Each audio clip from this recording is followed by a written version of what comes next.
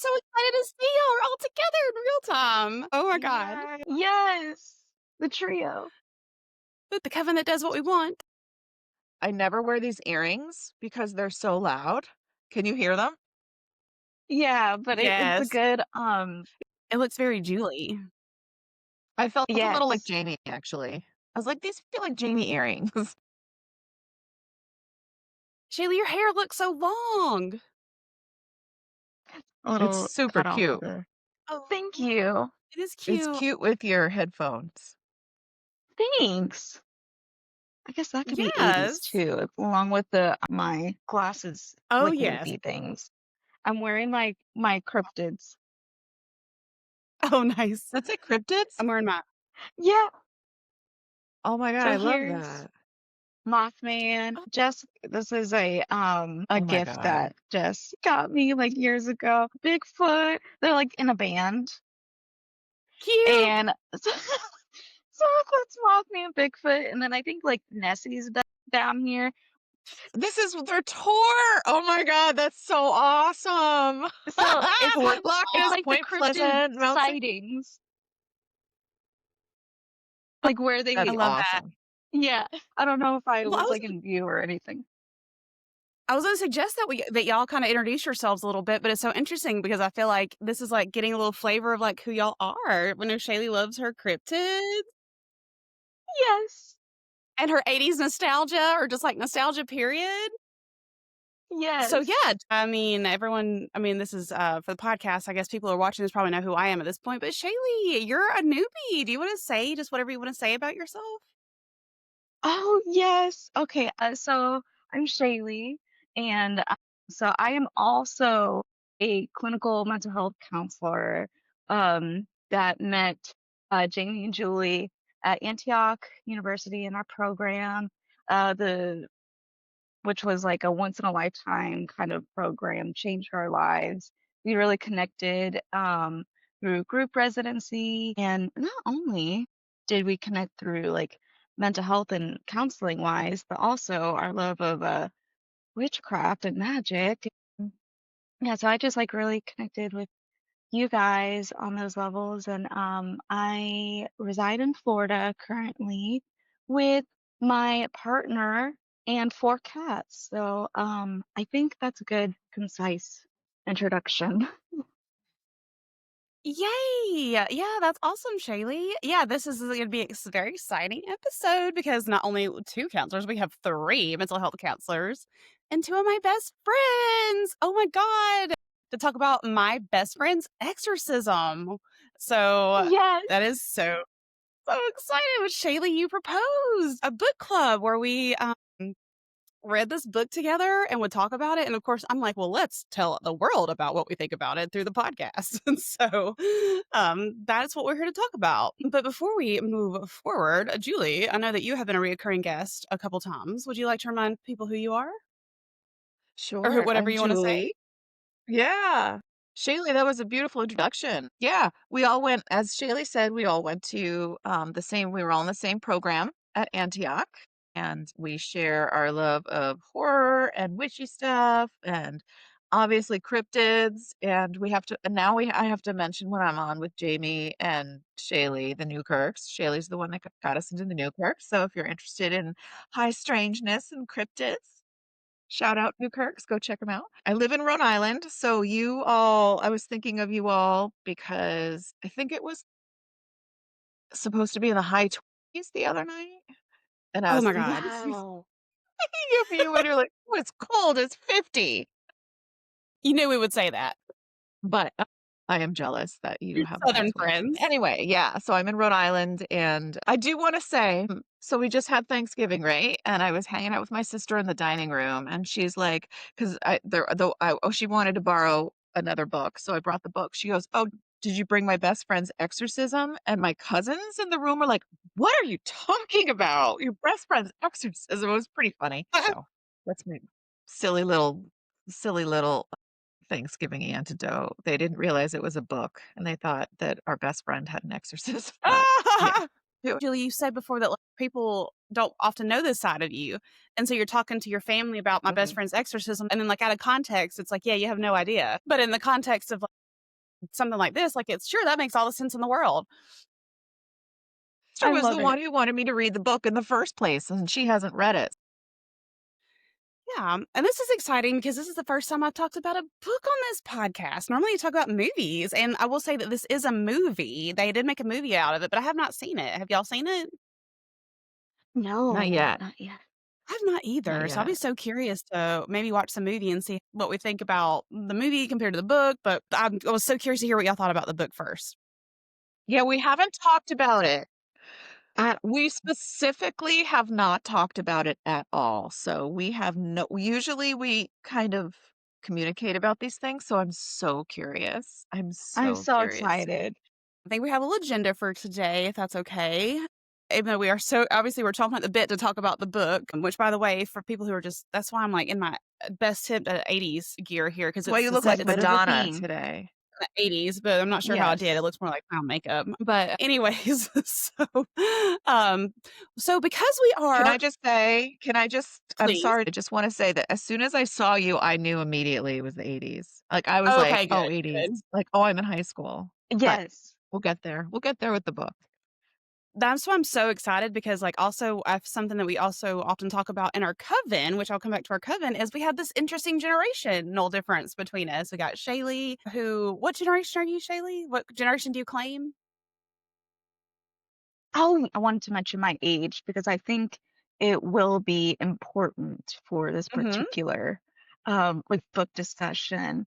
So I'm kind of a cusper. I don't know. I think some people consider me a millennial or a Gen Z, but I was born in 97, so I'm 28, almost 29. Um, so I don't know, elder Gen Z, young millennial, however you want to interpret that. I was born in 97. And I am I'm elder millennial because I technically don't quite hit Gen X, but like I also did not grow up exactly with computers the way millennials did and technology. And so I'm kind of following that generation at 38. And then you got Julie, who I don't know if you want to, you don't have to share your age if you don't want to, but you're I don't care. Gen X, I'm you're solidly proud. Gen X. I'm a proud Gen Xer. You're right in I'm this the era. same age as the main character in the book. I So I have noticed a that. She was born in awesome 72. 72. I'm 53. So that's going to be really interesting to talk about when we get there. I'm so excited. Exactly. I thought that would be so interesting to see how the differences of opinions between the three of us and our generational. Yeah. So Yeah. okay. But back to the, okay, because generational things often, come up in our coven too. Because Yeah. we've got Julie as our crone, as our wise one, and the maiden and the Mother. mother. You're the Yeah. mother. Mother. Yes, the maiden and the mother. And so we did talk about maybe starting out often at times when Shaylee and Julie and I meet, we start out with little tarot just to kind of set intentions or some kind of little ritual. And so we thought we might start with that today. How do y'all want to do this? I just want to say I'm like so giddy right now. I'm like so full of like energy. Because I'm just not only just like being live Glad. with YouTube, but just that like, oh, we got an audience. It's like, woo. I'm just like, And Julie said that she was coming out with a little cold too. So I was just telling Shaylee that she's carrying, at least for me, my spunk today because I feel that in spirit, but physically not so much. But I wouldn't have missed this for the world because I've been so excited about this. Yeah. we'll carry you. Sorry too, because I heard something like shift back here. By the way, this is in what we call our air altar here. I don't know if there's like activity going on, but Oh, yeah, I don't know. I heard that'd be something. very appropriate. I mean, Yeah. we do have our force together right now. So Yeah. Yes, I actually brought my current tarot that I'm using right now. I have a whole bunch that I like shift through. It's called the Italian deck. I don't know who designed it or anything, but it's kind of like a old fashioned Italian deck. But yeah, so I brought mine if in case you needed it. We could each pull. Do you have your she deck with you, Jamie? I do pull a deck from our own card. Do one of each because I have my crow Crow Tarot. Let's do So that. maybe we Yeah, let's could pull a pull deck. one of each. Our Okay. arcing. Yeah, you Oh, want me to start? Yeah, go for it, Shaylee. What calls you Awesome. in your tarot? Oh, and I would love to see the card that you pull too. Yes. I've seen this deck before, but I think I always love show and tell. Yeah, I will definitely show the card. Also, I almost forgot. I brought this like witchy hat just to add in some flair here, some theater. Yeah, I love it. That is There we go. amazing. I love it. oh, that's It reminds me adorable. of Okay. Wicked. It Oh, also kind of reminds me of the 80s. It oh, does. It's perfect, got like Julie. these it's got well, there it's witchy, but it's also I didn't see the top before. I love it. It's very Shaylee. Thank Definitely. you. Just to get in the mode here. All right, so I'll go ahead and shuffle. Whoa, what are we gonna see here? I'm getting into the mood, the witchy Awesome. 80s mood. Witchy 80s, baby. Yeah, there we go. Boom. So, ooh, because okay, so this deck does not follow the like Rider-Waite Smith like um design or story. So I'm as I'm like pulling this, I'm trying to think of like, oh, okay, what Rider-Waite Smith card or like image, I'm um trying to correlate that too, because there's so much symbology in the Rider-Waite Smith. But I just pulled the Ten of Swords. And if I'm remembering this right, in the Rider-Waite Smith, it's the one where like the person's like fully on the ground with like the bunch of swords. Like, so that's that's pretty intense. But yeah, here is the this design. Yeah, it's beautiful And here's the and back intense. of the card. Ooh, those are pretty. But yeah, it's just a cool classic deck, but that's what I got. Yeah, Ten of What is it? Swords. Ten of Swords What's it? is kind of the ending of one thing, like it's death, but in a sort of deconstruct before you reconstruct kind of way, like making room for new beginnings. Does I that ring think a bell? so. I Yeah. think so. A surrender to letting go. Anyone need that here? Well, I Hmm? guess maybe I'll ask you is maybe for this podcast because normally, at the end of the podcast, I always ask, what demons have you exorcised through the podcast or through the material that we covered? And so I wonder maybe like holding that as like a theme, maybe for that runs through. So like what was like surrendered or what new beginning or What are we how that might speak to releasing? you. Hmm. Yeah. Um, If that speaks to you. I yeah, I was keeping that question in mind. All right. Well, was there anything else you want to say about it, Shaylee? I don't want to move on too fast. No, no, you're good. I think I was just gonna say I'm trying to keep that question in the back of my mind too about like the what demons have you exercised, throughout because I knew we were gonna circle to that at some point. So I'll be thinking about that and I'll try to remember for at the end. Yeah, I think that's all, wanted to say about this one. Shaylee, I just have to say I love that hat on you so It much. is so No I'm cute. way. so, Thank like, you. enthralled by your hat, how it looks on you. I could never get away with that. You look like a little, Same. like woodland creature. Oh, Like you thank pop out you. of like the hole of a tree or like the crevice of a rock or something. She You know cryptid. what? I She cryptid. You're a crypt. This is the highest compliment. You know what I should have done? I should have went all out and put some of my wing because I don't know if you guys remember last year for Halloween, I was a gargoyle. I should have put on those wings and Oh my God, I love it. I love it. Shayla, maybe you're gonna have to next. send me that picture. I'll put that on the social media of your gargoyle costume if you want, if that's okay. Yeah. So yeah, this is my Tarot of the She deck, which I did a podcast with the author of the deck last week. Oh my god, I'm still a little bit starstruck. Which That they is did a the big artwork. deal. That Yeah, was they did the amazing. artwork. They did the artwork on this deck and talked about how they were visited by the sheep. So it was so great. And so this has also been a deck that's very important to me. So this also, like you said, Shelly, is not a traditional wider rate Smith deck, which by the way, we are including the Smith in there because she was a very important illustrator of the deck that often gets left out of those decks that we learned from the new Kirks. But let's see, this one's calling out to me. So I got the Dreamer Queen. And so I don't know if that's going to focus in. Wow. That's I feel like it's kind gorgeous. of blurry. Well, Um, so the Dreamer in this deck is Dreamers are the air signs, so that would be equivalent to swords, another swords. So the Queen of Swords basically is what this is. Um, and so basically this is the gift of reason. And so this she character is the she queen is sitting on a pile of books there.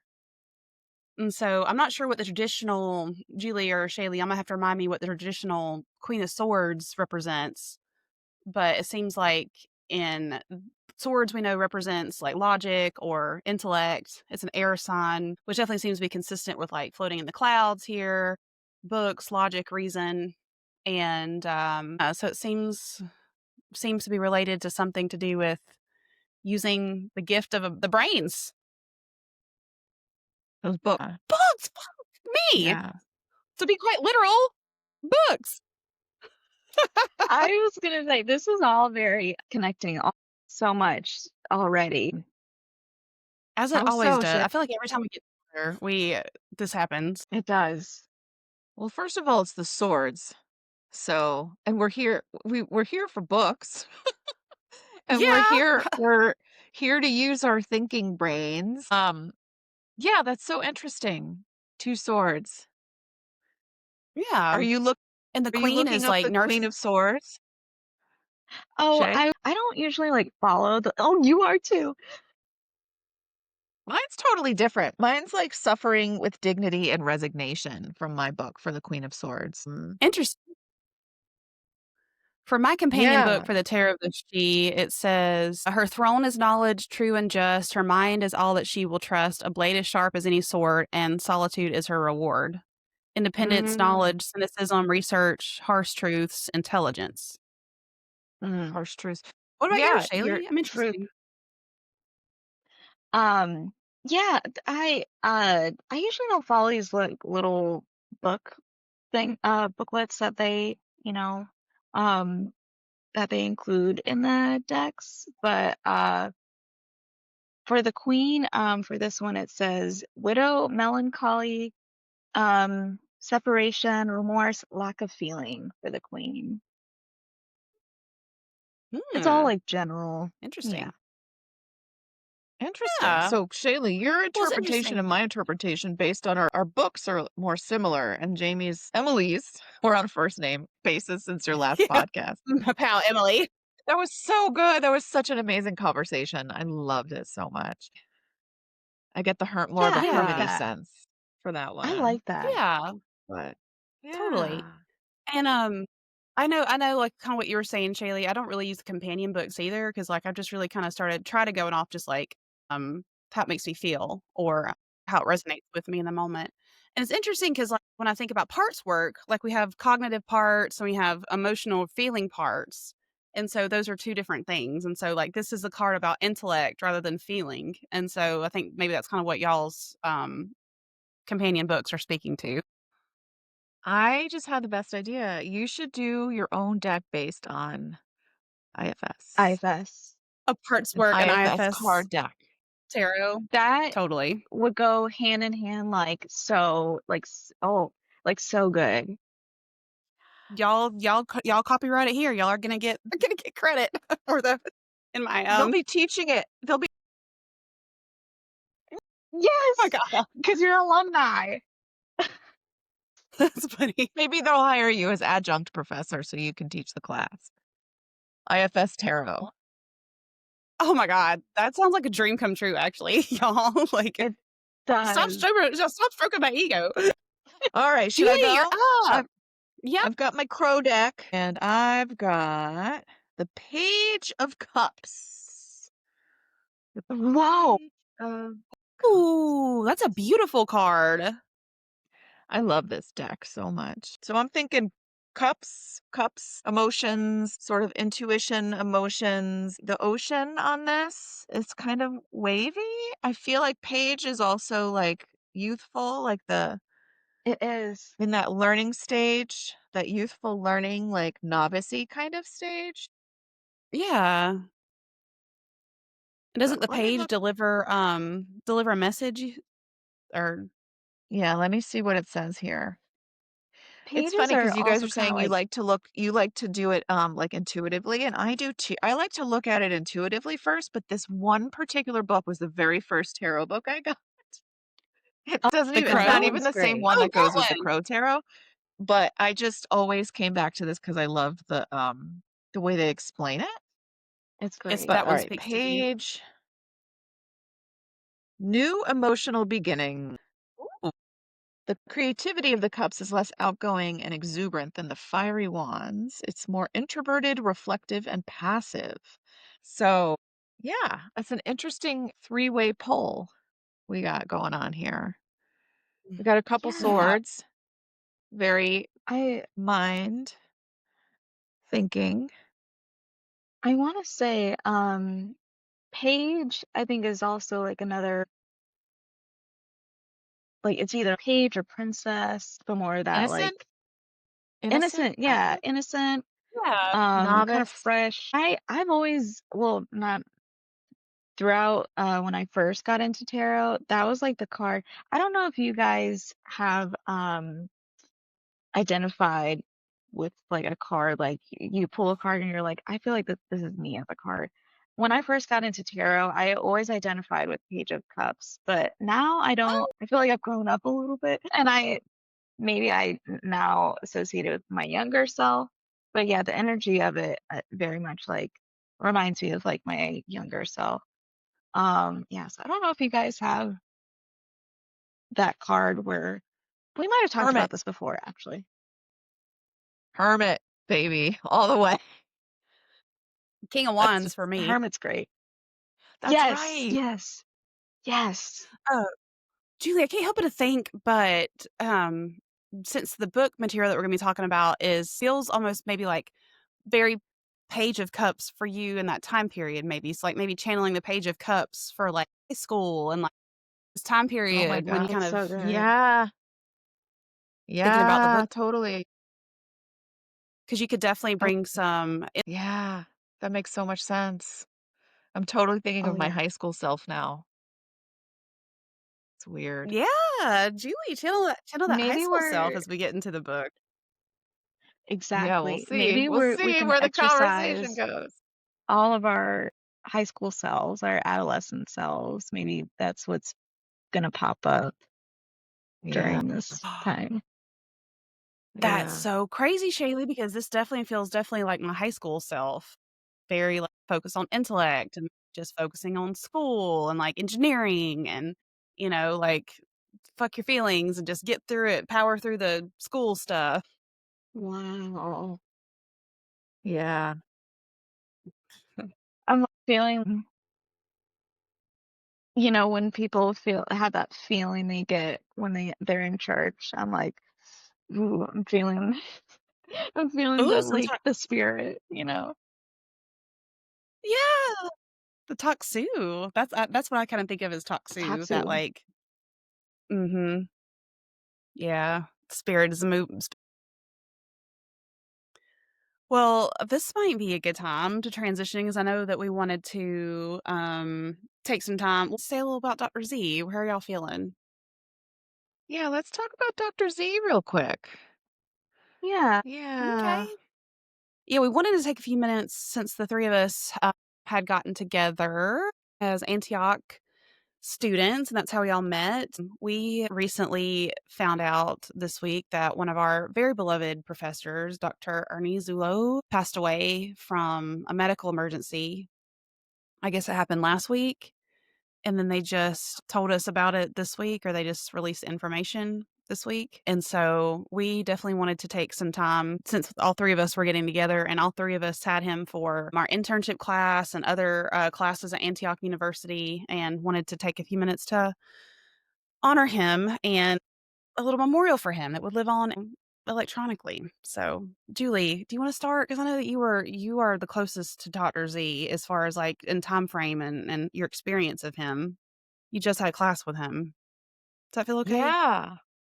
Yeah, absolutely. Yeah, I had my last class that ended at the end of August, and he was my last professor. It's kind of funny. He was the one that when you first go to apply to the program, you have to have an interview, and he was the very first Wow. face of Antioch.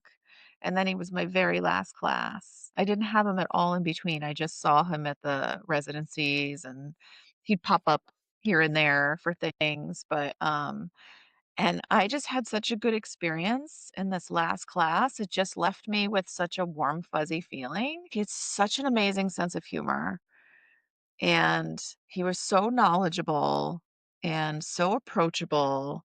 Um, I was just shocked when I hear it's it's affected me more than I would have thought. And he was also my age. He was my fellow Gen Xer in class. So we had a nice little laugh over that. But so that's also a weird aspect of it too, is it's not some 85-year-old professor who passed, it's somebody who's in their 50s. It's just weird. Yeah. So, but shout out to Dr. Z. Yeah. He always wanted us to call him Ernie, so I don't know if he did that Yes. to y'all's class, but he was like, "Oh, just call me Ernie." I was like, "I just cannot call a professor Ernie, I'm sorry." So I could call him Dr. Z, but I just could not call him Ernie. But he was just like that, like, he just wanted to build those, like, close relationships with all the students. So, yeah, I first encountered Dr. Z in my first residency at Antioch. It was a skills residency, and he was just so incredibly patient with the classmates in there that were struggling, and, just he was just had so much grace and so much patience, and he was also really good at highlighting your strengths, of things that I, like, didn't even know I was good at that he would point out. Those are the things that I still carry with me today, like, when I'm stuck in sessions or, like, I'm like, "Ooh, do that thing that Dr. Z said that you're good at," and it works. And then when I had him for internship class, just for people who are will listen to this and may not know what that means, is when you're going to school for mental health counseling, you have to do 2 internships to graduate from clinical mental health counseling program to get your master's. And so you meet weekly with a group of classmates, and then you have a professor that's leading that class, and so you're talking about not only your cases that your clients that you have, but a lot of comes it's hard. Like, school is fucking hard, dude, because 'cause you're working, a lot of us are still working, we're still learning ourselves. It is a very difficult time for students, and then having someone like Dr. Z to show up, to be able to show up with his knowledge, help case conceptualize, help us help our clients, but also hold space for, like, the struggles that we're having as students. He was just very, very, very especially good at that, and touched a lot of lives. He had a book club. I remember I read the book that's, still really stuck with me, What My Bones Knew by Stephanie Wu, and so I that was awesome to get to participate that with him. He and I bonded, over doing crisis work, because he was one of his specialties was crisis counseling, um, and he definitely showed up to support me during some times whenever I was struggling, volunteer work with the Trevor Project, which is an organization that he also deeply cared about. There was nobody like Dr. Z, that's for sure. Yeah, it's definitely like a really shocking and does not feel real, that like he could just not be here anymore as like we all kind of had him recently. I had him for my internship class with along with Jamie. So we both like experienced that, side by side, ending our program with him. And I know like you two in particular have a lot of experience with grief. and I don't. So it's something that is still is like very weird for me to comprehend. I mean, I don't know um, if you guys like think it's ever something you could get used to comprehending, but yeah, it's just like always a weird feeling or like thought for me. So it is definitely like just really strange. And I immediately, felt like I had those thoughts immediately about like what you mentioned, Jamie, of like how he was just so good at believing in us and highlighting our strengths. And I'm a pretty insecure person. And as we go into, talking about our high school selves and, Page of Cups and stuff, I was definitely an insecure, emotional teen, and I'm still can be. He also really helped me out in particular with a really hard time for me because I loved my experience with Antioch, but we had to set up our own internships and, based on like where we're at locally. And I had a pretty hard you to know this. I had a really borderline traumatic experience with my internship site and supervisor. And he just having him like at the end there with me was really comforting. Because uh, I'm already an insecure person, and then during this time too, I was just not in a good headspace at all. And just hearing what he saw in me, even when I just did not recognize it within me, was just life giving. Like you said, Jamie, I will like always remember, wow, like how he made me feel and some of his words. Another thing too is I'm a pretty small person. I mean, you two know this, but I'm a physically really small person. I'm only 5 foot, but he just made me feel like so big, like energetically, and that's like Which is really funny because hard. he is funny because he was huge. He was He so and tall. yes, yeah, yeah, yeah. So he made me feel that way and not feel like belittled like I usually do. So yeah, that was just like the best gift like, he could ever like give us is to make us feel like, as we're new at this and counseling, just that like we got this and to just like really recognize us and to see us. So and he was part of the queer community too, so, made me feel seen in that way too, because as I am also part of the queer community as well. So we also lost a member of the community. So we just, yeah, there's so many losses along when he passed. So yeah, Yeah, and I know that, Dr. Z loved the Trevor Project, which supports queer yeah. youth, and he wanted people to donate to the Trevor Project and support the Trevor Project in his memory. So if you're listening to this, oh, it's Giving Tuesday coming up, so maybe I'll have this out by Giving Tuesday. So, yeah, please consider the Trevor Project as your source for Giving Tuesday in memory of a professor that really touched a lot of lives by Dr. Z touching his students' lives. We're able to go out and hopefully make a difference in other people's lives and have that trickle out effect. I just want to say one more thing about you specific, Shaylee, because I will never forget this moment, like you were just saying, Shaylee, where you felt like you're in church. I remember this moment during class, specifically with you, Shaylee, where yeah, and Dr. Z, the way he could channel his like his bigness, but he could just see right into He's you. And real I don't know if intuitive too, yeah. He had this you moment, know? Shaylee, with you, and he was like, Shaylee, he was like, you have this depth of this well of infinite. I don't know. I can't remember exactly what his words, but I feel like he just like looked into you and he was like, I see your power. And I was like, whoa. It was like, I don't know. Something happened.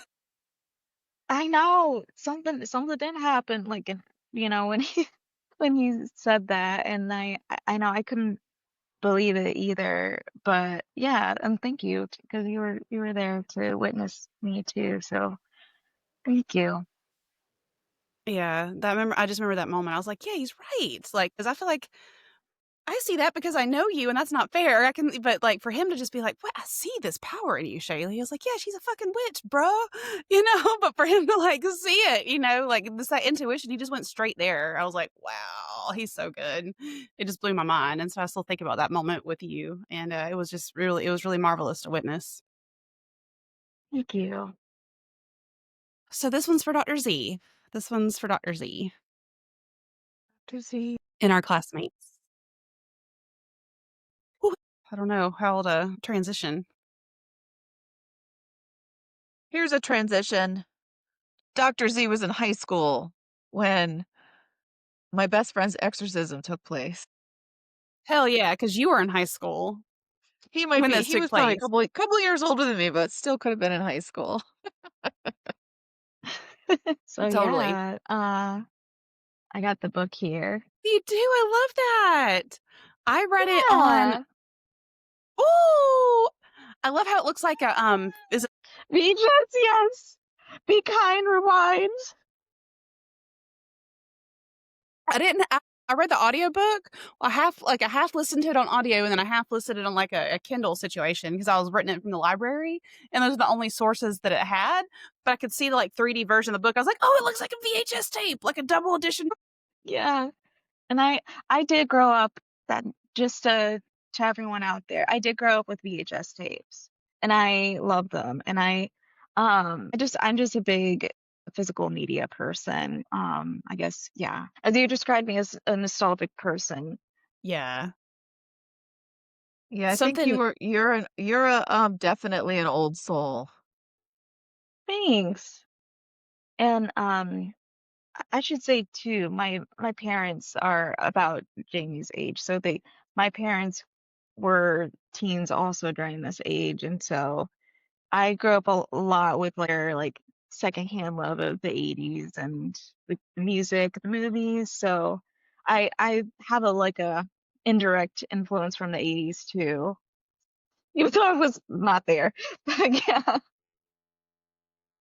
Yeah, my mom was very stuck in the '80s, so I wore, like, big T-shirts and, like, leggings back before they were cool again later on, you know, like, and all through, like, elementary school, very '80s style and, like, hairdos like this, like, in all my pictures, So cute. which I don't know, that was also the early '90s.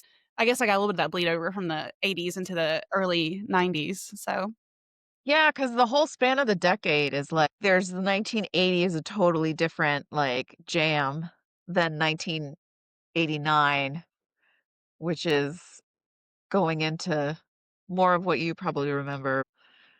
yes.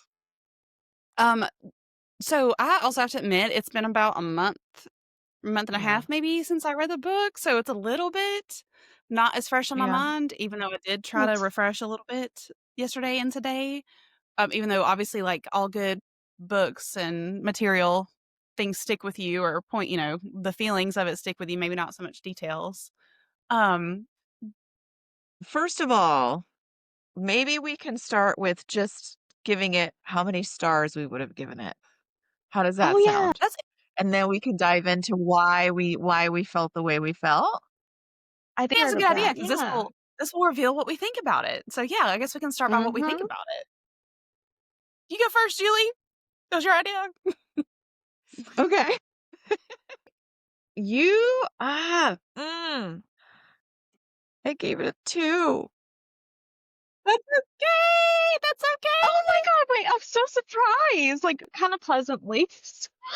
I'm Oh my god! I knew you'd be I'm surprised, okay. Shay. No. I thought I was gonna be Sheila, the your only reaction is hater. like, "You're reminding me of The Masked Singer." Either you guys ever watched It's Well, I know. I I thought I know. was gonna be the only hater. I don't know. I'm gonna be the Debbie What Downer in this. No, what'd you give it, Shay? What'd you give it? I I went into this fully expecting I was gonna just love it. It was just gonna be a good, like, entertaining, like, think Halloween read. I was in the 80s. I was like, I know I'm gonna love it. So I was not going into this with a bad mindset. but I also gave it 2 stars. I had a hard Ah! time with it. I had a hard time with it for, yeah, reasons. I have Well, here's what I'm Yeah? curious about. I'm curious about how our reasons will or will not line up for giving it a 2. But yes. first, Jamie, what did you give it? Jamie. I have a strong suspicion about your reason, Shaylee, and so I can't wait to yeah, I'm so curious to compare reasons. I gave it a 3 out of 5. I'm a That's 3 not a out of bad 5. rating. Yeah. Okay, Jamie, tell us what you gave it a 3. So I gave it a 3 because, okay, um, it was slightly above average because it was entertaining, right? Like, I wanted to keep reading it. I was entertained, um, but that was about it. So, I had some beef with it, and so that's why I got a 3 is because I was entertained. Let's dive in. What was your beef?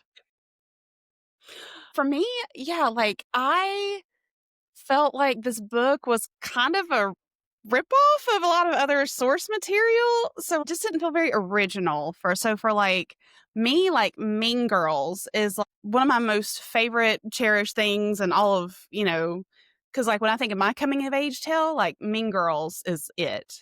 The material in this book, surviving the first three-way call attack, like that was straight out of like Mean Girls. Every time I hit those moments in the book, I was like, era of like girl stuff was like very I feel very connected to that, to Mean Girls, and plus that movie is just hilarious and quotable.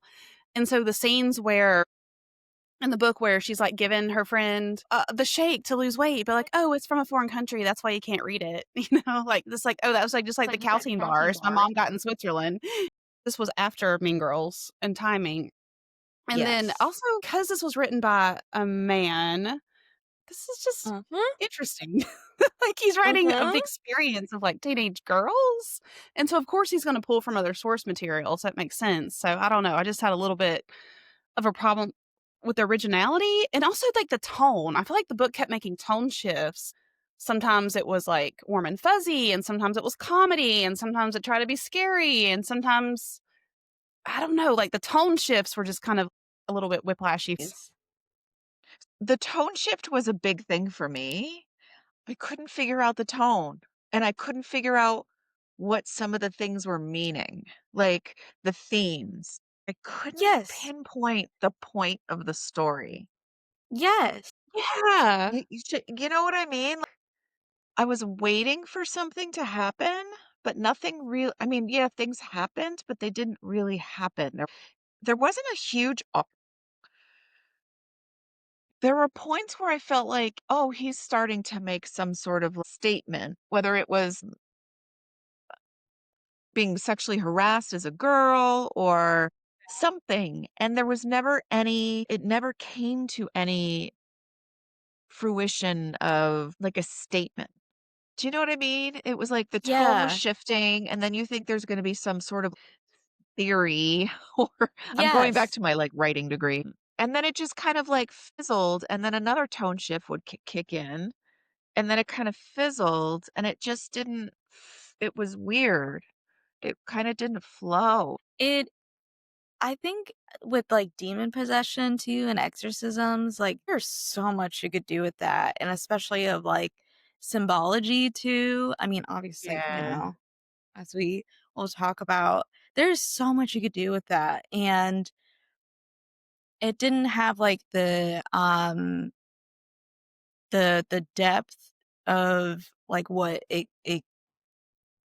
maybe it could have been. And I know, like, yeah, this was purely like an entertaining book, and maybe that's fine for books to be that way.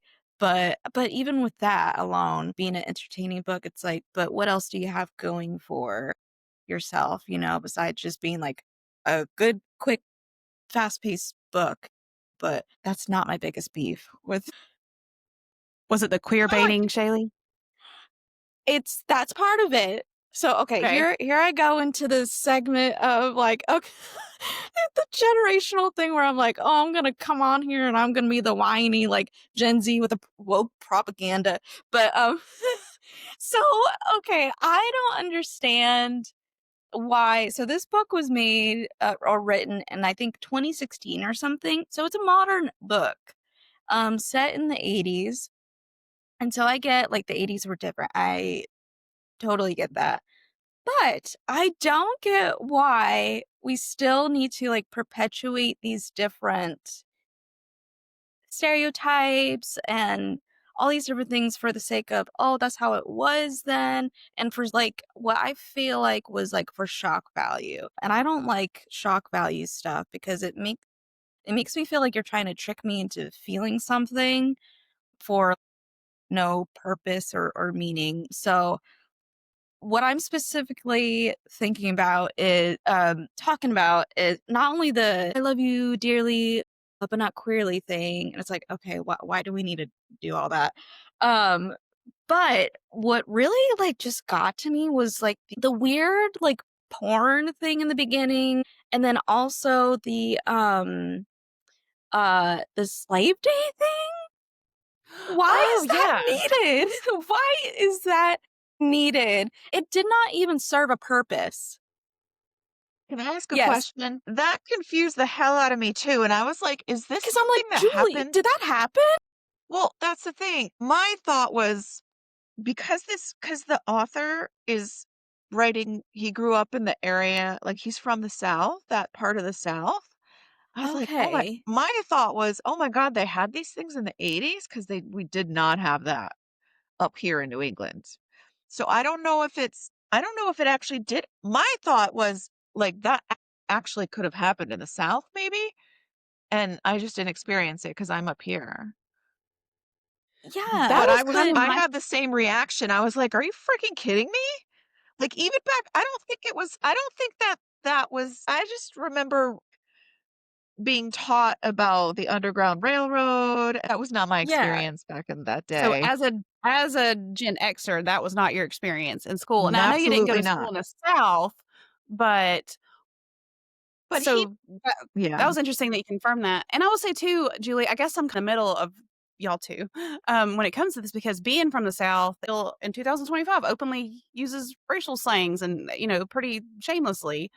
Yeah. And people, and so it's like, I guess it didn't surprise me that that could have been a thing back in the '80s. And it also just seems so outrageous. But then again, it just still happens to some not to that extent, but like not like school sponsored. So I don't know. On one hand, I'm shocked. On the other hand, I'm not. So I don't know. But I get it.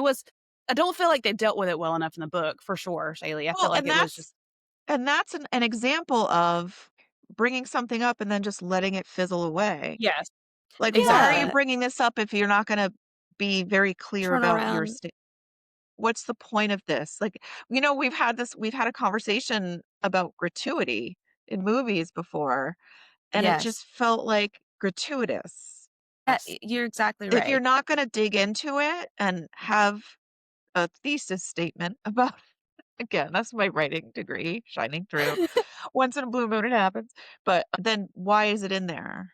Because It's we like are to so use confused by it. Yeah, exactly. It's like they used it to perpetuate the arc of, they used Black people's slave trauma to, like, perpetuate this narrative of Gretchen and Abby's power dynamics, which doesn't seem very I yeah, not good. Exactly. So it's that using slave trauma, but then also fetishizing to Black people, in the very beginning of the book. Because remember how they, like, found, Abby was it Abby's dad's, like, secret, like, porn stash? And again, it seems like you're just having that for shock or for, like, to be humorous, but also it's like, can you be funny in another way? Um, was there any, like, Black characters? Because I also felt like everyone was, like, blonde for some reason. Did you yeah. did I miss something? Uh, n I don't think so, now that you've mentioned that. I mean, I kinda got, like, at least So there the way was I no, picture all like, representation, and if there was, it was, like, just exploitative. So, whenever there's something like that, I have a really hard time getting past it. I can understand having a story without any Black representation if it's not part of the story that you're trying to Right. tell. if you're gonna include anything racial, why would you include that without any point to it? Do you know what I mean? Like, I don't think there has to be representation just for the sake of representation, but if you're gonna Yeah. have it in there, why have it be like that without any clarity about it? It's weird, you know? Does that make sense? Because It then the only yes. representation was a fetish and slavery. Yeah, and Yeah. Yeah, I kinda got the vibe like he was trying to make it in your face because he doesn't believe in it, but it wasn't very clear, or else we've Exactly. you know, totally. he I think he was trying to, but Yeah. yeah. And I thought the queer baiting thing too is I wanted to hear y'all's thoughts on that because there was moments in the book where they were laying out by the water and they were holding hands or something. And there was this like couple lines in there where she was thinking like I don't remember exactly what the lines were, but to me it kind of alluded to maybe there was an attraction or something. There was this question of attraction. And then later in the book, whenever the exorcism is occurring, she says, I do love you queerly or something. She did at the end, and then again, it was, like, not circled back to, so Yeah. And so there was these couple there's really 2 moments I can think of, and I kinda thought maybe that's where the book was gonna go because she showed up after the divorce and, like, they're living together, raising the kid together, and the friendship just fizzled. Okay. right. Yeah, Or something. yeah, Why? I'm using the word yeah. queer baiting, I don't know if that's fair, but it did feel kind of why introduce this potential thread if you're not gonna I don't know. Right. Yeah. Yeah, it did kinda end quickly that way. It didn't have much development in that epilogue-y kind of part of it. I didn't notice Yeah, you're saying you're I don't know if queer baiting is the right word, like you said, but maybe it is, I don't know, but I didn't notice that. um, Maybe that's a generational thing. Maybe maybe. that's I'm thinking about my friendships when I was, like, that age in high school and stuff. I didn't pick up on that. That's so I don't know. I'm not the queer one out of the 3 of us here. Yeah. That's so fascinating actually to me. I think I might have noticed it, but I didn't think it was gonna go I didn't think of it as going anywhere. I mean, Yeah. I think as, like a queer person, it's like you don't, like, get your hopes up that, like, they're gonna go there, you know, when watching, No, like, media, totally. because it's like, of course, they won't go there, but he kinda touched on it, so it's like, okay, like, if they were, like, emotionally intimate friends, like, fine, that's fine, but to have this all, like, "Oh, yes, I love you queerly. No, I don't love you queerly," thing is just 'Cause what is the point of it? I remember when that line came up, I was like, "That's not how we talked back then. Nobody ever said I love you Ooh. queerly." I do remember having Oh. that thought. Is the author gay? I thought he was, but he is not. Interesting. I was I did listen to an interview with him, right before I came on this podcast while I was getting ready, and, Yeah? it was actually on Les Podcast on the Left, and he was talking about, like, the research that Oh, he does before he does books. He used to be a journalist, so he was a journalist before he was a writer, and then he got into writing, and he does a lot of research and talks to a lot of people before he writes these books. He did allude to having a boyfriend, but then it turned into, like, a jokey kinda thing, so I don't know. as does everything with our friends on this podcast. Last podcast on the left. Yeah, I wanna say too, like, I don't wanna, like, make this slandering Grady Hendrix over here, but I have read another book by his, like, a couple of years before, How to Sell a Haunted House, and I remember Me that being too! like yeah, you did too. That was entertaining, just pure entertaining, horror book, and I don't remember, like, any of this other racially insensitive stuff in it, so, I enjoyed it, and I'm interested in reading his other books too, so I was just, like, really surprised by how I didn't click with this. Yeah. Yeah, I completely agree. I loved How to Sell a Haunted House. It was creepy, it unfolded in, like, a very spooky way, had a good narrative. I read Horror Store, which was his haunted Yeah. book where it takes place in, like, a IKEA kinda world. Yeah, this was not what I expected. Um, I quickly Googled Grady Hendrix, I and, did too. it says he believes in things like diversity and gay rights. Um, my sister loved the other books too. She wants to borrow this, but and it's interesting because, of course, I don't know if anybody out there watching knows who Darling Desi is. You 2 know how much I love Darling Desi. It's just a YouTube influencer, and she loves his books, and she has Right. mentioned this book many times. So I too, just like you, Shaylee, I was so pumped up for it. I was so pumped up for like the 80s and the fact that that's how old I was. And It's a well-loved book. I know, Yeah. I will say honestly, if we weren't doing a little book club about it, I wouldn't have finished it. I would have been done halfway, like not even halfway through. I don't finish books when I'm not into them. I wow. pushed through to read it because I got bored. Yeah. It felt like homework. Yeah. We're really being real here and honest. Totally. We Sorry, are Grady. so for real. We we appreciate all the work you put into this, Miss. Yeah. We don't mask. We don't mask or hold back. We're just being honest. I did get Here Oh, you go. I did get a kick out. I'm curious what you guys thought. I don't know what this has to do with anything, but yeah, yeah. Emotional. Read this. Sharing it. Yeah. I'm curious. I have mixed feelings, but I also did find humor in the dude, the exorcist dude. Yeah. That whole Oh, thing. yeah. Okay, let's talk about him because that was so anticlimactic to me. Uh, His whole the whole role exorcism? in the exorcism, go for it. Because I was like, "What the fuck? Yeah, What the no, fuck?" and He it just was took at off the and never comes very back. yes.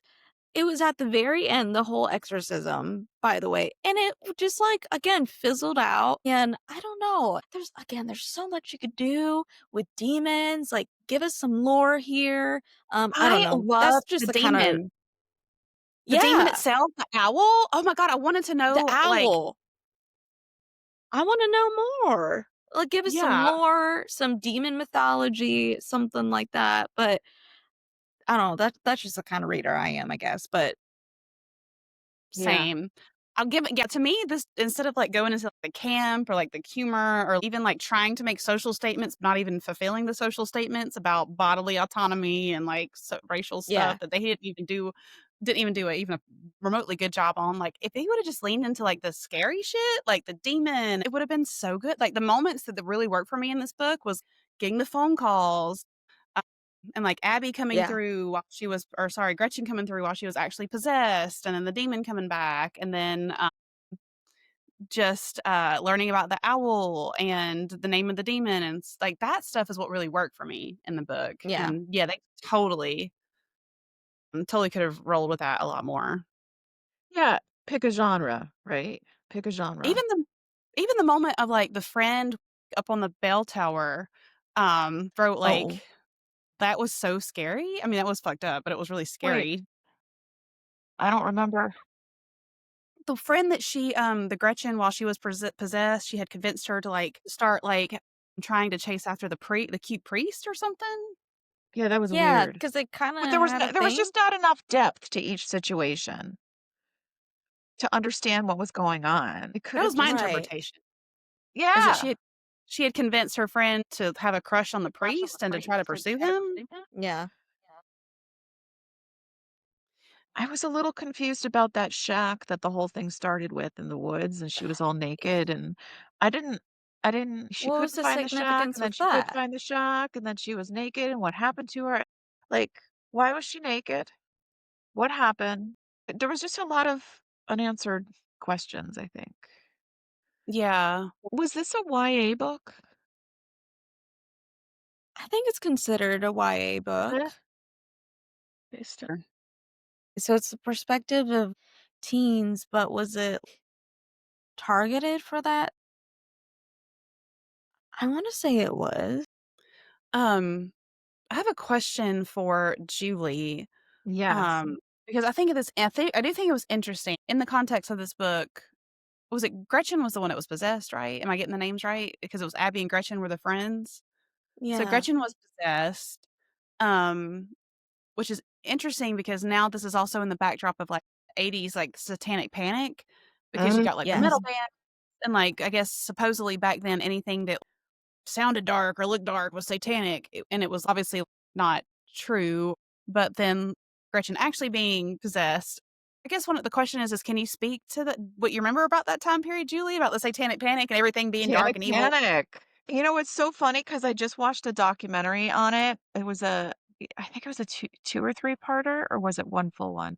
But it was, really interesting watching. I watched it after I finished my best friend's exorcism. Yeah, and it was really interesting watching it because I was like, "Oh my god, I remember this." It's good. I remember the Geraldo. The specific memories that I have, I remember the fear of like the demonic stuff. I remember the Annabelle doll, my mom reading a book by the Wow. Warrens with the like I remember that so clearly because I was interested in it because it was paranormal stuff. I remember my sister reminded me recently that my mom didn't want us ever playing and never play Really? with a Ouija board. I know, Dungeons& and Dragons was Wow. all a big thing in the '80s, is if you did Dungeons& and Dragons, then you were gonna get in touch with Satan. Whoa. I Um, cannot yeah, believe that. 'cause there was a woman named Are you Michelle who Satan Wants You, it's called Satan Wants You, I thought you were gonna and say Hail Satan, the no, but I saw documentary. that too. Did you see that, Because I Shaylee? love that one too. Yeah, that was good. I think I might have Satan seen that wants because of you. Oh, I think you might have told me to see it because I do I'm, everything you spreading the good word. Hell yeah, hell Satan. spreading the good word. Oh my god, I love it. I'm It's called Satan Wants You, and, it's a documentary film from 2023, it's Canadian, and it's all about this book. Can you Michelle remembers? Yes. Interesting. Yes. The whole documentary is about what you're talking about, like, the whole rise of the Satanic Panic and how this book started it, and so, yes, I do remember that, and I remember my mother got caught up in it, and I remember and you think about horror movies at that time period, and everybody was told that it was all based on true stuff, so I'm thinking of Amityville. When Amityville Horror came out, it was a big deal, and of course, Yeah. The Exorcist had been out for a while, but that was, like, a big thing in high school, like, "Oh my god, have you guys seen The Exorcist?" Like, even though it was came out in 1972 or and The That's Shining, scary. horror was huge back then, and Yeah, there was I remember playing with a Ouija board at a sleepover, and I'm supposed to marry Frank Renwood is his name. Frank Renwood, where are you? I'm gonna tag him on social media. That was, like, oh my early god. '80s. Hilarious. I know, I Frank always remember. Renwood, where are you? Where are you at? Hope you're handsome and love animals, are sensitive. Do you remember any of the tail end of it, Jamie? You were very young at the time. I Hmm. do actually. um, in middle school and high school, started really getting into like metal music and like dyed my hair pink and like wanted to wear like all black t-shirts and like dark clothes and stuff. Yeah. And you would have thought my family would have thought that like I was worshiping the devil. I'm like, guys, I am just I'm still me. Like it's just the way I'm dressing and expressing myself. Yeah. Um, yeah, and I even had a boyfriend at the time that was like, "You're listening to that devil worshiping music," and so like it wasn't quite the same, but like I definitely got a little bit of that like, God, you're worshiping the devil because of the way you dress and the music you listen to bullshit, which was really, Yay. really dumb. Um, to kind of make a little bit of a pivot here, because I know we were talking a little bit about the exorcist fella here, this evangelical stuff, the deliverance. So, like, I know, like, traditional exorcist movies and books and stuff are like Catholic exorcisms, where in this book, the context of it is evangelicals. doing this, like, deliverance style exorcisms, and In their this is the kinda shit that in their hammer pants, oh the MC Hammer pants, that I could picture so clearly from the '80s. I don't know if that was hard for you guys, but anyway, go ahead. The yeah. evangelical that This is I mean, I grew up in a Baptist church, which was very tame compared to this, but, like, I had friends like, I went to, like, my grandpa's wife at one time went to, like, a Assembly of God church, and they spoke in tongues, and these tent revivals would roll through with the snake wielders, and so that kind of, like, Southern evangelical deliverance style preachers is also something that felt very nostalgic for me, and kind of in the year 2025 is kinda coming back in style. yeah, Pray the evil away kind of mentality shit that we're kinda feel like is, like, being reinvigorated in society right now. it's a reemerging, yeah. Yeah. Yes. It makes me think of the Righteous Gemstones. Oh my god, yes. I love that One show of so my Yes. much. favorite shows. But, Shaylee, did you have any of those experiences in your religious upbringing?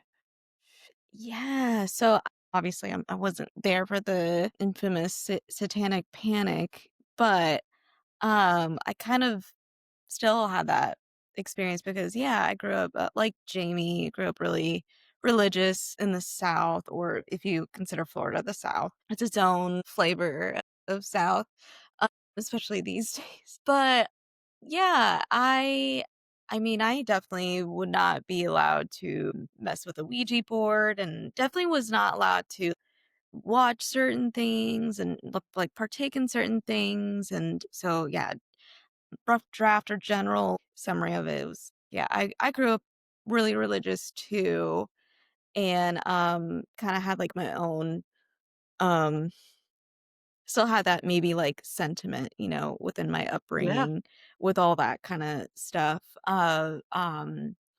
Where like if anything beyond Christian in the specific like Christian denomination is like, demonic. I even grew up like thinking that or made to believe that like Catholicism was not real Christianity, which I know Same. you grew up with, Julie, which is funny because now that I'm adult,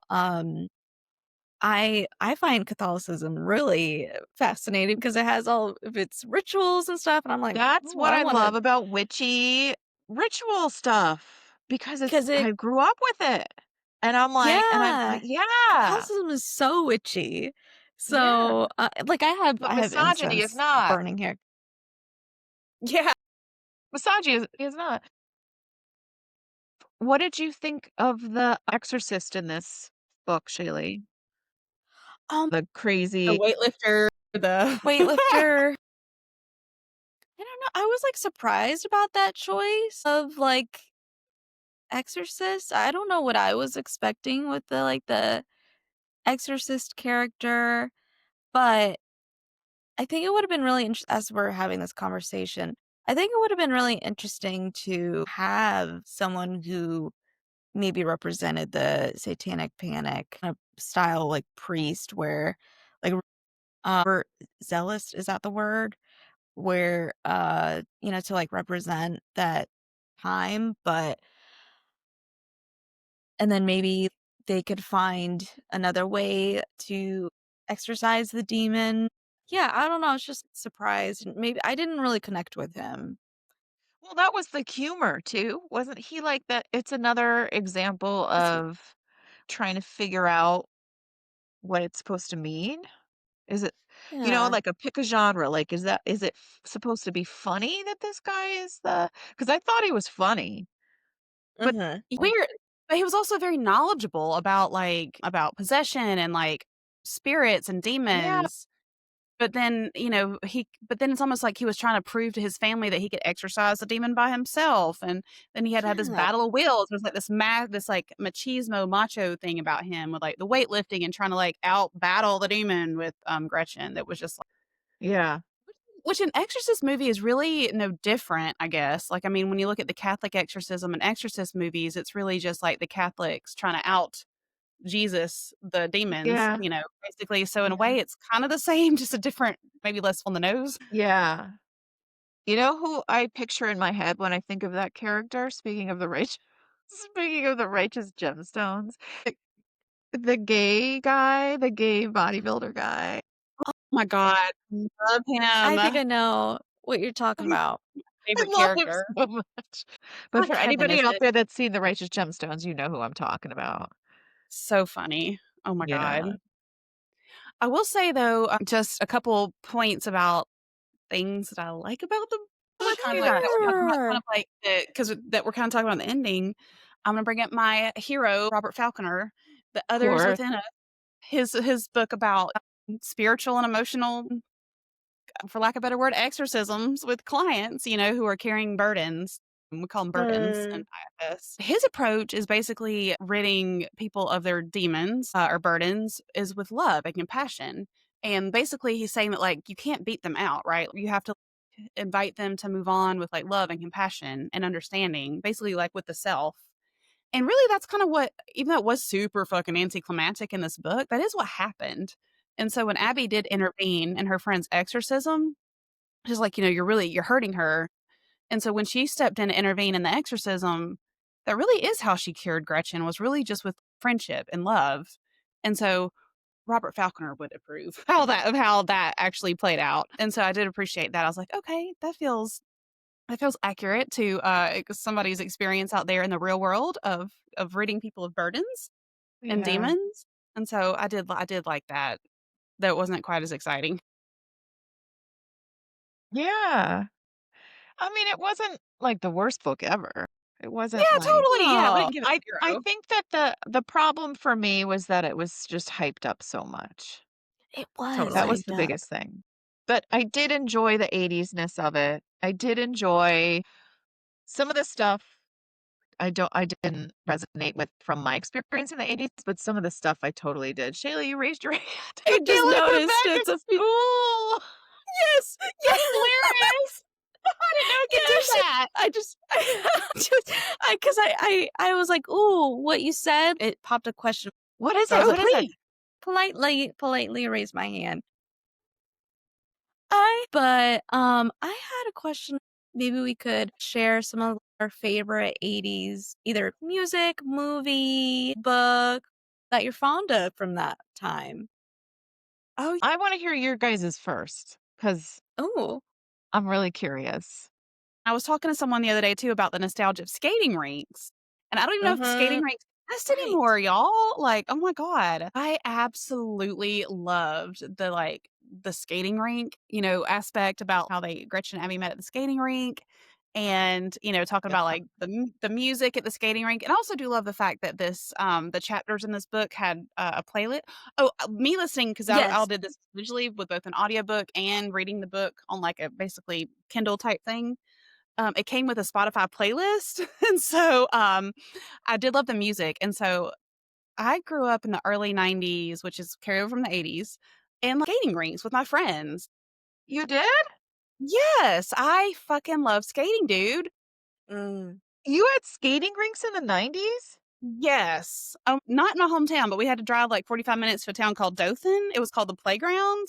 We had Oh my laser god. tag. It was a place with Oh, laser I love tag. laser tag. Yes, and so I used to go all the time with my friends roller skating, and, oh my god, and I can just hear that was the best part about it, was, like, your favorite song comes on, and then you skate to the pace, and then, like, you got the cute boys there, and you're trying to skate good, and so I know that that's a carryover, that's something that's very now nostalgic from the '80s, and it was for me too, but then now, I don't know, like, I was talking to Ryan, that was also not his experience. Hmm. He was born in 1980, and he didn't grow up in skating rinks as a teenager in the early '90s. Um, Yeah, and I didn't grow up with skating rinks. yeah, So I'm surprised that you had skating like, that was a thing in the '90s because I didn't that's so funny to me. Yeah. yeah. Just a I combination of recently skating, went the roller music, so skating yeah. in the Oh, really? last couple of months. Yeah, yeah. So there's a couple around here. So it's still a and it's Amazing. still yeah, That's hopping. so funny. That's amazing. So, yeah, just a I'm really combination of, like, bad at it. that's crazy because I am not athletic one single bit, but I can skate, and I think that's because I grew up roller skating, and I can Good also for you. ski. because I think it's, like, the same type of muscles. Ryan Yeah. is super athletic. He cannot ski or skate, and I think it's the opposite, but I think Yeah. it's just because I have those muscle memory from, like, roller skating growing up and skating Yeah. rings. So, I did appreciate that nostalgia from the book. Yeah. You We used to go ice skating, and I grew up skiing, but I never went to a roller rink. Yeah. That's so funny. Yeah. Shaylee, what about you? For, 80s, like, movies nostalgia, and music?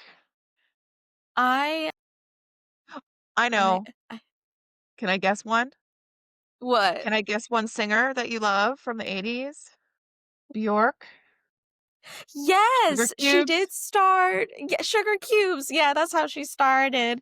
So that's how she started the Sugar Cubes, that was more '80s, and then for her, she, got, uh her solo, like, really launched in the '90s, so I think, like, people maybe think of her as, like, a '90s, like, person, but she is also a Gen See, Xer, so I think of the '80s when I think of maybe because of the Sugar Cubes. Yeah, the Sugar Cubes, yeah, yeah. but, yeah, she's, like, one of my favorites, but my gosh, there's a lot that I like about the '80s. I'll just, say a shout out to Prince, a big because my dad is a huge Prince fan, so, shout out to him, and so I grew up, also listening to Prince a lot, so and I really love my gosh, was Depeche Mode in the '80s, right? Depeche Mode, Tears for Fears, I really like. I Kate didn't. Bush. Kate Bush. Oh my god. In front of my Yes, Shaylee, that was exactly. adorable. Yes, I was like, "Wait," and I really love, like, the John Hughes, right, movies. Yeah. I think Pretty in Pink is my personal favorite of his. The Goonies. That was a big deal when that came out. Really? Yeah, for me, the John Hughes movies were huge. They don't Some of them have not aged very well, but we The Breakfast Club, right? 16 Candles, Yeah. like, It is the it, worst one, I think.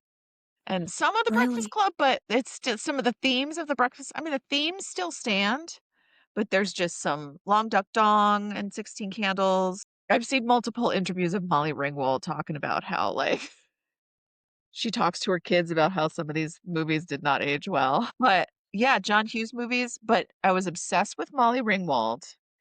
I was mm, obsessed, like, I wanna be her, but I think it was a little more than that, looking in hindsight. a little queerly. Yeah, she was my lady crush. Andrew McCarthy. I don't even know. Do you guys know Andrew McCarthy? No. He's Shaylee, you do. He's, Blaine in Pretty in Pink. Oh, okay, I'm sorry. Yes, okay. Yeah, I was obsessed with him. I was absolutely obsessed. My whole walls were Duran Duran, obsessed with Duran Duran, like, Right. crazy obsessed with Duran Duran. And Andrew McCarthy and the Brat Pack. You guys know the Brat Pack.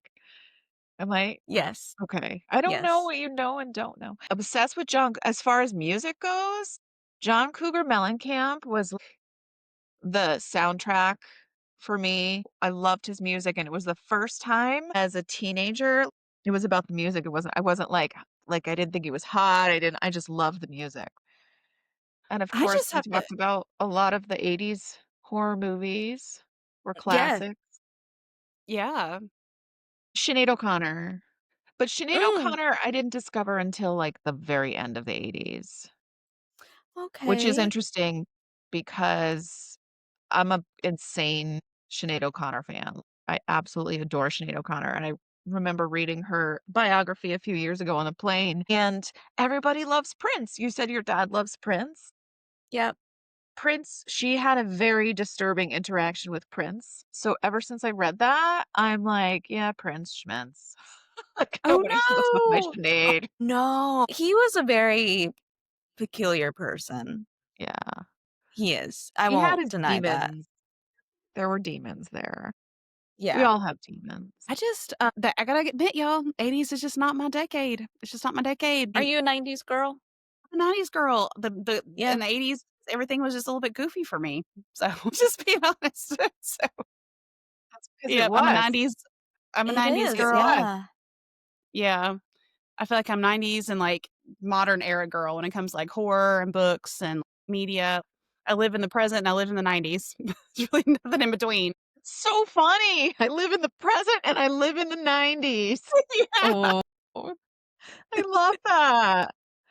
But it's interesting because for me, the '80s was probably where you were in the '90s. So it's such a formative and Shaylee was probably she probably died in the '80s and came back in the '90s, reincarnated. Yes. And so that's why. Wait, Because you were born in '97, you said? Where were you born? yeah, yeah, 97. I And your nostalgia for the Yeah, yeah, because I also really love, the '70s a lot too. I know, yeah. I will also say I grew up in the 90s because, again, being an elder millennial, I did not have a cell phone until I was, like, 17 or 18, and I had, like, Mm, a original Nokia, like, where you played Snake on it, mhm. didn't really do much. But I did have a landline. I had a separate landline. And so it was so funny in the book where, Gretchen and Abby had their own landlines in their room, and she was able to, like, guess at that dude's landline, just by looking up his parents and just, changing the last number of the phone number. Like, Yeah, that's exactly how the phone numbers worked back then. So, I had my own Wow. landline, and yeah. it was always just, like, 1 or 2 numbers off from, like, your parents' landline, and so, yeah, I had a landline all the way through, like, middle school and high school. So I I wouldn't always tie up my wanted my parents' own phones. landline. I never got my own landline. Huh. My Yeah. parents didn't wanna pay for it. You're lucky, I'm jealous.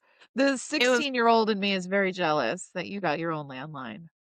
maybe it was, like, cheaper back maybe it was cheaper by the time it rolled around into Oh, the my parents were just cheap, I guess, yeah, they didn't want me, but taking up their phone line. When did you get a cell yeah. phone, Shaylee? When was your first? I remember my first, like, phone being, like, one of those, like, track phones, and purely just to, like, contact me, while I was, like, at school or if I needed anything for my parents, and that was in 6th grade. Nice. When did you guys get your first, like, smartphones? I'm laughing at myself. One Shoot, I didn't have a smartphone until probably God, at least after I graduated college, 2012, 2013. Ryan didn't have a smartphone until when I met him. I, basically convinced him to give up his, slide phone with the type Yeah, I the The had a words on. slide BlackBerry? phone for a while. I first got an Android, and now I'm an iPhone user, for a long time now, but, oh, I think I was in high school, though, when I got my smartphone. Sometimes Oh, I waited a really, really long time to get my first cell phone. It was probably I was in my 40s. Nice. I would say if I went back in time to it hasn't even been 10 years since I've had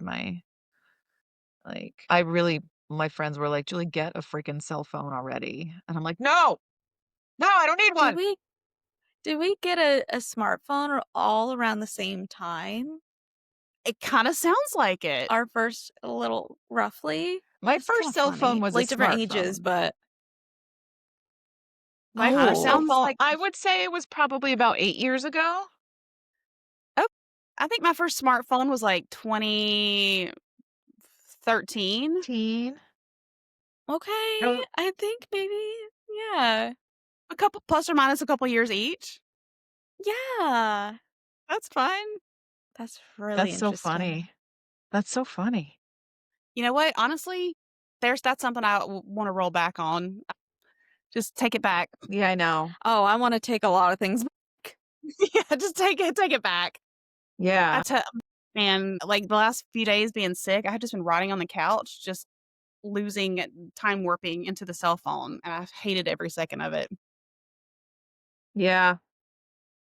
I went for a walk this morning. On my walk, I was thinking because I live by myself, I'm Oh, very, very single, and I was like, "What would my life be like?" Like, I love living by myself, but I was like, "What would my life be like without technology?" I would be so bored living by myself. I'm like, that would push me to, like, start dating or doing Wow. more stuff, you know? Like, I was like, "What would I do?" I just read all the time, probably do more like, make art, probably, Ooh. but Yeah. I was like, "I spend way too much time on the phone." But Yeah. I anyway, definitely that's what going back to the book, that's what's fun about, Yes. period pieces like this, because horror movies have changed dramatically because of cell phone. The plots Grace. Well, yeah, was there anything about the book that we didn't talk about that felt important? Like any important points that you liked about it, didn't like about it, or felt like you're itching to talk about? I think what I'm left wondering with is going back to our cards slash what demons we've exercised throughout all of this. Oh, I love that, Shaylee. Yes, let's go for it. And if anybody's ready to answer, feel to think about that for a minute. Mhm. Hmm. You know what? I will say, I guess I'll jump in. There was something that felt this is kind of like a real time, trying to work some we're trying to work through this in real time, so y'all help me. There was something about the end of the book that again was deeply unsatisfying, but I think it was also because part of me didn't like to hear it. And it was this like kind of theme of relationships fizzle out, right? Like life happens, we lost touch with our friendship. And it wasn't because either one of us wanted to. It just happened. She came back when I needed her help and then she left again and we just lost touch. And that was like deeply unsatisfying, but also real. Like I know that Mm. that's happened in my life with friendships and people that have come in and out. And so it was definitely part of me that felt like unsatisfied because I didn't want to hear it or something. I don't know. Yeah. So how does that relate to what demons I've exercised? I think that maybe the demon I've exercised around this book is of Fantasy. yeah, like some demon of fantasy Hmm. that seemed kind of to be Delusion. yeah, there's like some demon of like delusion that was a little exercised with this book and it wasn't comfortable to be completely honest. Cuz even now there's like friendships that I really deeply care about and people that I don't talk to on a regular basis and I'm just like not sure how to keep in touch. And something about hearing that in the book was, like, kind of validating, and as much as I wanted Gretchen and Abby to have a happy ending and stay best friends forever, I don't know, maybe even hook up, I don't know. Like, it just didn't happen because I think there is something that's, like, realistic in the real world about that, and it does feel good, but it also feels realistic. So there's this demon of delusion, which I guess is interesting because tying back in my card, it's like this dreamer queen is the gift of reason. And yeah, and there's something that feels important about that. It makes sense. I may not like it because again, I'm not talking about my emotions here, but it makes sense. So Mm. I don't know if that made sense at all, but that was just kind of tying in to the end of the book and something I did feel that was satisfying about the book. And simultaneously, that is why it makes meeting with y'all like this and staying in contact with the people that I am still in contact with and love and care about very deeply, like you two, which is that much more important and special and meaningful. So, Yeah. Yeah, it Well, sounds like thank there's, you. like, an acceptance, radical acceptance of some things stick and some things don't. Some things yes. hurt, some things don't. Yeah. Yes. Precisely. Mm. Mhm. Yep. Exercise a demon of like expectations. You just go with Ooh. life. Just go with life. Yeah, and even, like, exercising maybe those insecurities too, like, maybe thinking about, in terms of, like, your attachment too, of, like, if you're feeling, like, insecure about, like, losing people too, because that is a grief too, and that hurts a lot. I know that I don't like to lose anyone and, like, whether that's, like, fizzling out or it's just, like, friendships don't work anymore. I know I wanna, like, be against that and, still, like, hold on to people. So it's also maybe exercising that demon of attachment for you too. Yeah, exactly. That's really well put. Thanks, Shaylee. It's like Thanks, y'all are yeah. this shit. Shayla, you should be a therapist.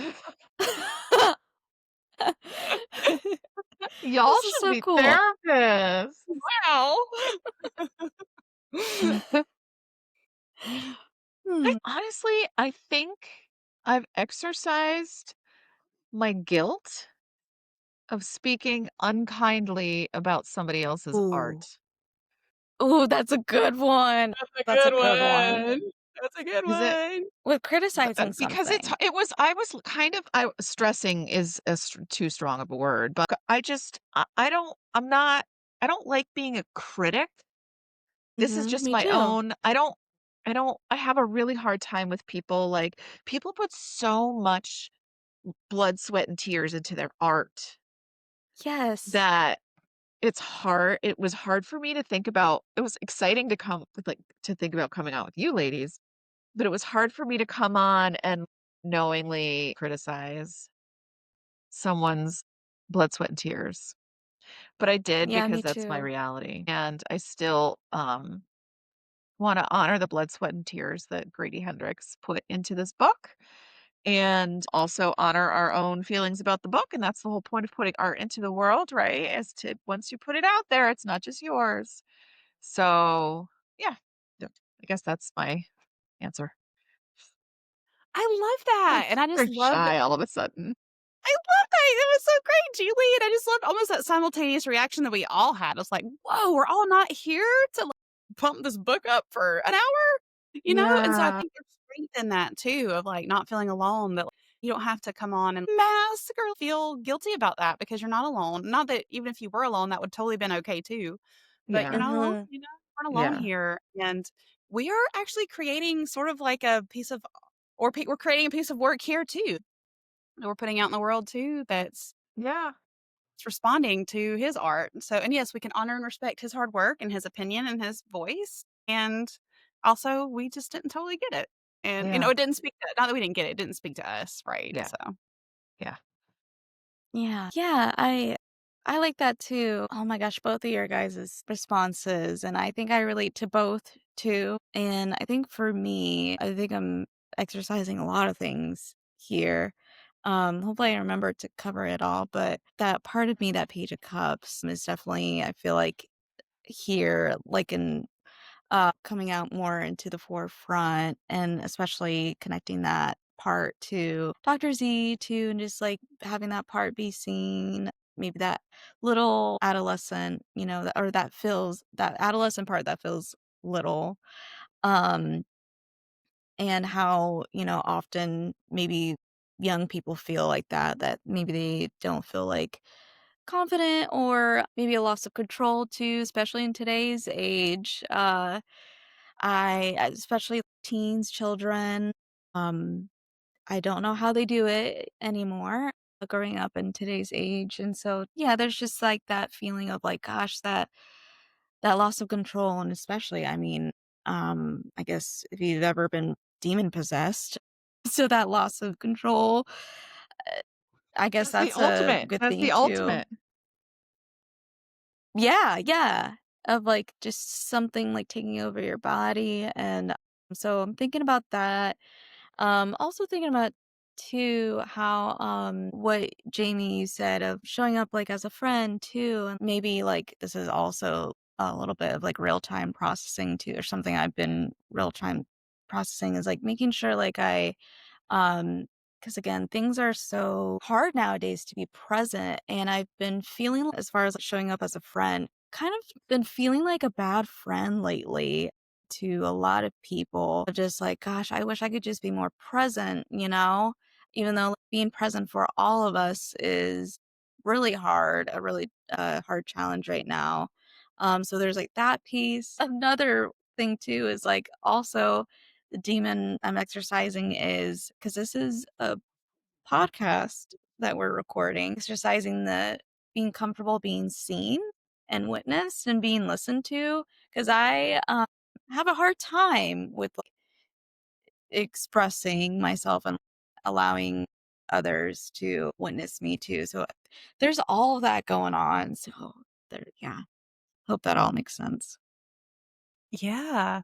Well, Shaylee, you did such a beautiful job, and thank you so much for both of you for leaning into coming on here and letting me record our book club discussion. It was Yes. wonderful. You both did such a I'm feeling so fulfilled and so enriched, and I just really value our friendship and our coven so much, of course. And so this it's so succinct for this being a book about friendship and about the paranormal.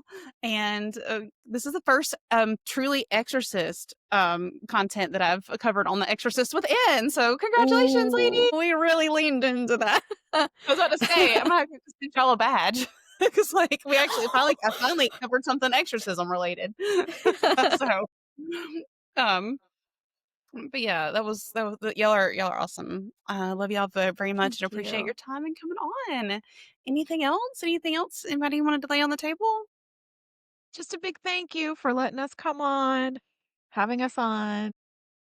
Yeah, I feel really, like, giddy again and honored to be here. Yay! Yay! Well, So fun. this one again is for Dr. Z. I guess we'll end. Okay, bye.